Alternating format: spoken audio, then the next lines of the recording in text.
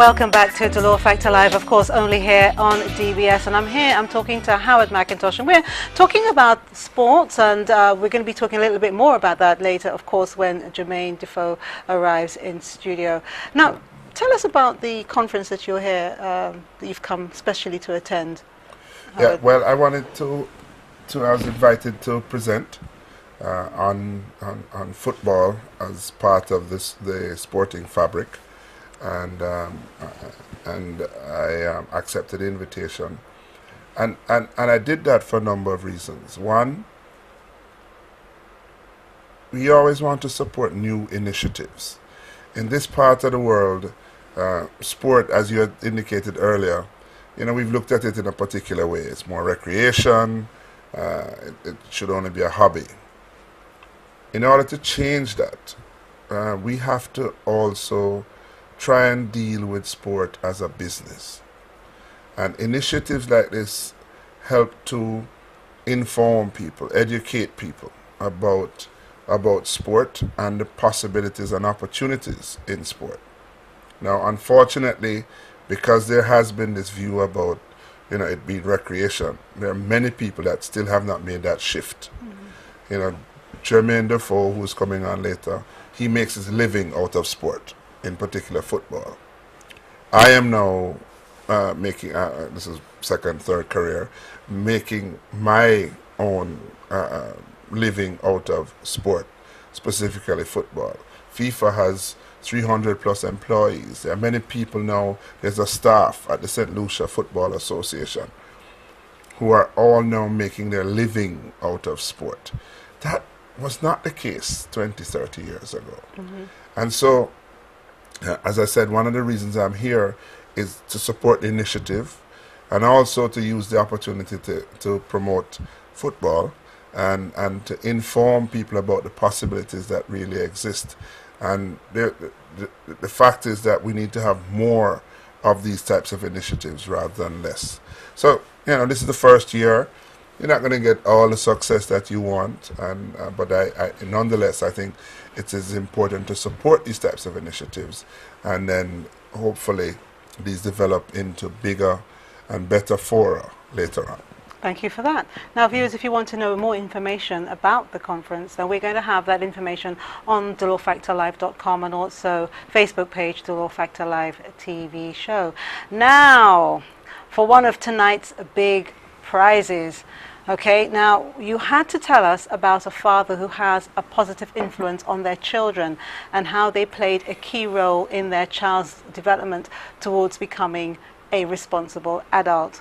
Okay, now very shortly I'm going to be joined by somebody, but I'm going to keep on going, all right? And what they're going to be receiving is, of course, Ladera Dasheen Restaurant, Sufre. Oh my gosh, you're going to have a wonderful time there. So father and his wife, partner, and up to 3 children, you're going to be having your Father's Day brunch. And I have seen the menu. Honestly, I think that after you have that, you have to sit down for a couple of hours. You will not be able to go. There's just so much to choose from. And the Dara have chosen some winners tonight. All right. Now, we actually asked you, or we asked you if you could tell us why your father deserved to go to Ladera, and what made your father special, and what made him a role model so that he can, lead you to be a very responsible person or child, whichever the case that you would like to relate it to. And as I said, we've got some winners, and I would like to perhaps read you one of the stories, one of the winning stories that we were given.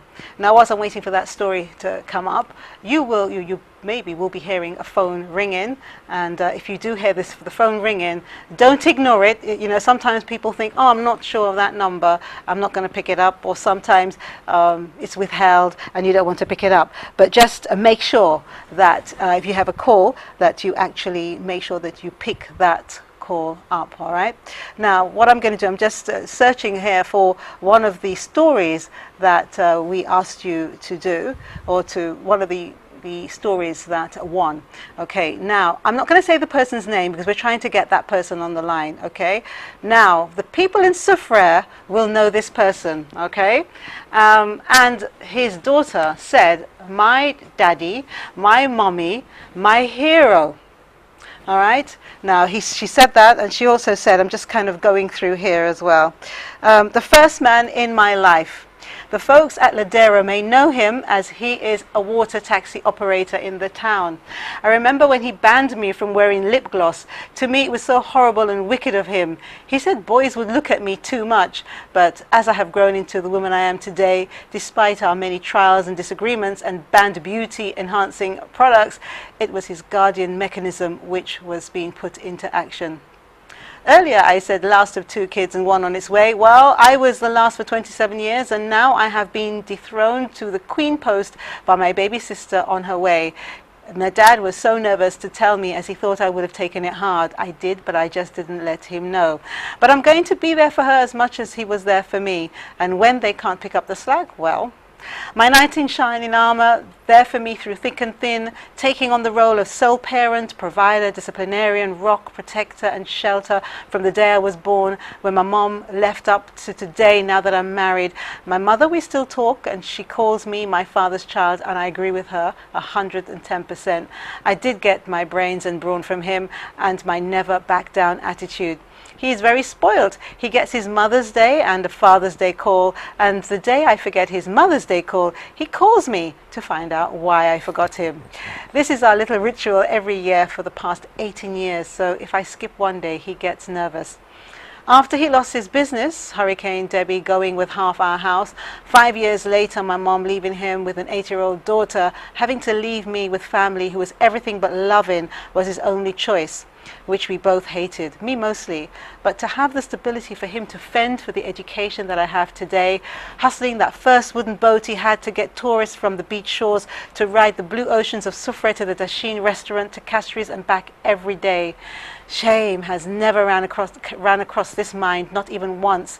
Even after some of my classmates used to call him a fisherman, that never bothered me. My reply? That's free food which you have to buy. I would even go with him when I would come down for the weekends and summer breaks. Books, shoes, school fees, uniforms, always on time. Partying was not a part of my life for my daddy because he thought the world would gobble up his princess. And after those desperate nights of wanting to go clubbing, now I have the freedom. I don't make that fuss. He is one of those proud fathers who can say, yep, she is rude, headstrong, but has not let me down as a father.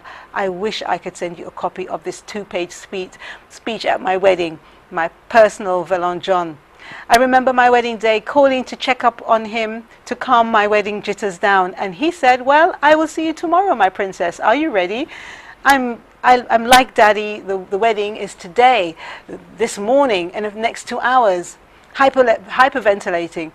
As the super daddy he is, he got from Spur to Castries to be at Bethel Church in the time of 1 hour, getting ready way before me and before my 11 o'clock wedding. Who couldn't love a daddy like that? My husband would go quiet when he hears me and Dad having a laugh and gets mad at me if we have a fight. He says, hon, you have an awesome dad. I get jealous at times, appreciate him. And it was then, though, that I realized how even more special he was. Everybody loves him. My sister calls him daddy. My husband simply admires him. My schoolmates from secondary school 10 years ago still go up to him and say hi, still calling him Mr. Daisy or Nancy's father, those crazy people, my Mr. Popularity.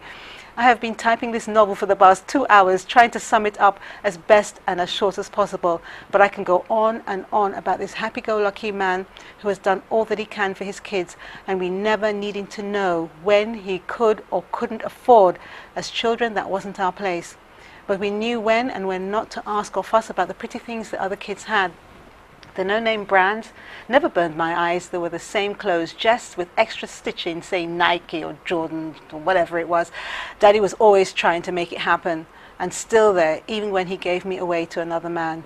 He would be the only man I'd leave my husband for. So I nominate my daddy, Sylvester, Banner, Daisy, Akka, Moby Dick, to get this brunch because he deserves a nice rest from always being on that hustle and time to be spent with his children and child-to-be. This and to bond.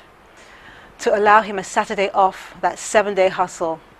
And best of luck to the other daddies and mummies who entered as well. Now, that was from Nancy Daisy Frederick, and of course her daddy, Sylvester. And I know the people in Soufrière know him very well. So I want to say hello and good night to Sylvester. Hello, good night. Good night. Sylvester, I hope that you heard everything that we just said. Yes, a bit of an overkill outfit. Blame your daughter, she wrote it. Well, congratulations. You have been chosen to dine, have brunch this Sunday at Ladera at the Dasheen restaurant. Well, I must say, I am flattered and honored. Well, I won't say anything more than that because I think the whole nation knows about you now. And we really hope that you enjoy your brunch, and I will be there to say congratulations myself personally on Sunday, God willing. So I know that you'll be on the phone to Nancy, telling her, and congratulations once again, and all the people in Soufrière, when they meet you tomorrow, they'll know just what a wonderful, I'm sure they already know what a wonderful man and father you are. Thank you for being such a wonderful father to Nancy and your children. And all the best for the new one on the way. All right, Sylvester? Well, good night and thank you for being with us on Dolor Factor Live. Now, viewers, the giveaway questions tonight. To win Dad a 3-litre bucket of his favourite Farron's ice cream, tell us his favourite Farron's flavour. And in the Farron's TV ad where the man chases the truck, what flavour of ice cream is featured at the end of the ad. Rainforest Hideaway is offering dinner for 2 for Father's Day. The question, who plays jazz at Rainforest on Wednesdays and Saturdays? The questions can be found on DolorFactorLive.com, Facebook page Dolor Factor Live TV show. This is Dolor Factor Live. We'll be back soon.